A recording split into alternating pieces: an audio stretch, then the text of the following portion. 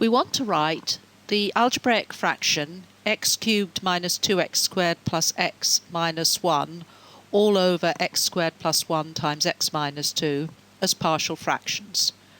Now the first thing to note is that the degree of the numerator is 3, and so is the degree of the denominator.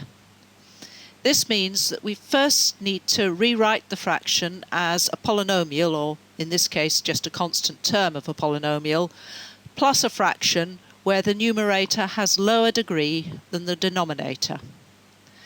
The systematic way of doing this is to use long division, but sometimes one can do it by sight, and this is one of those occasions. So the first thing we'll do is to multiply out the denominator, and so that we can look at the numerator and denominator and compare them. When we do this, we can see that the denominator is just 1 less than the numerator. So what we'll do is rewrite the numerator as the denominator plus 1. That means that we can rewrite the fraction as 1 plus 1 over the denominator. Now we're going to need the factorisation of the denominator, so we'll rewrite that as factors again. And we've got rewritten our original fraction as 1 plus 1 over x squared plus 1 times x minus 2. For the time being, we'll forget the 1 and just concentrate on the fraction part. And what we need to do with this part is to write it as two fractions, one with denominator x squared plus 1 and the other with denominator x minus 2. Let's see how we do that. So we start with the x squared plus 1 on the denominator part, and because that's an irreducible quadratic, x squared plus 1, we write the numerator in the form ax plus b, where a and b are numbers that we have to find. For the x minus 2 part, as it's just a linear term, we can write the numerator as a single variable c. So now what we have to do is to find the values of a, b and c. And the first step to doing that is to put the whole thing back over a common denominator, which we've done here. So we've now got that 1 over x squared plus 1 times x minus 2 is equal to ax plus b times x minus 2 plus c times x squared plus 1 over x squared plus 1 times x minus 2. In order to find a, b and c, we just need to compare the numerators. So let's look at that. So we've got 1 is equal to ax plus b times x minus 2 plus c times x squared plus 1. If we set x equal 2, the term I've just underlined will be 0, so we'll have 1 plus c times x squared plus 1 with x equal 2, and that gives us that c equals a fifth.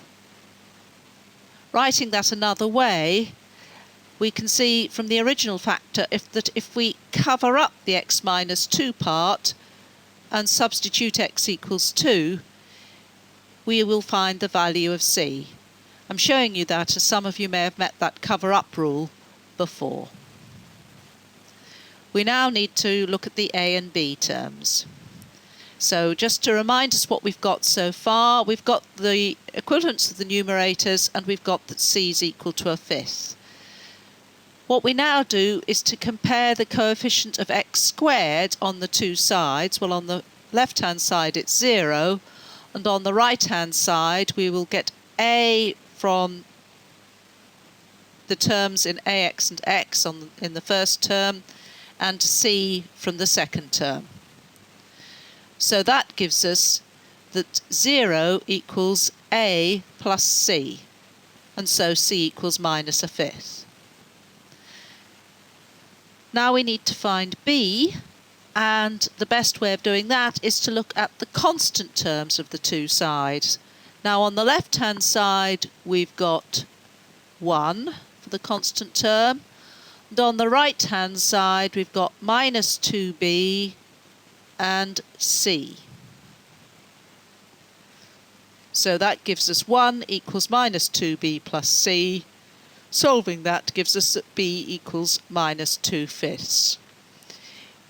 You can always check this at this stage. You could look at the coefficient of x, or you could simply multiply out the fractions and see if you got the right answer. So overall, we've shown that the original fraction, x cubed minus 2x squared plus x minus 1 over x squared plus 1 times x minus 2 is equal to 1 minus x plus 2 over 5 times x squared plus 1 plus 1 over 5 times x minus 2. That was a certain amount of work, so why do we bother to do this sort of rearrangement? Well, it can often be the case that the right-hand version is easier to work with, and a particular and common example is when integrating. So to integrate the original fraction, we simply have to integrate our separate parts, which I've written here. Let's just do that. Well, the integral of 1 is x. The integral of the second term is going to be minus a 10th log of x squared plus 1. The 10 comes from the 5 and the 2 in x squared. The integral of the third term is going to be minus 2/5 tan to the minus 1 of x. And the integral of the fourth term is just a 5th log of mod of x minus 2. And of course I've added the constant of integration as well.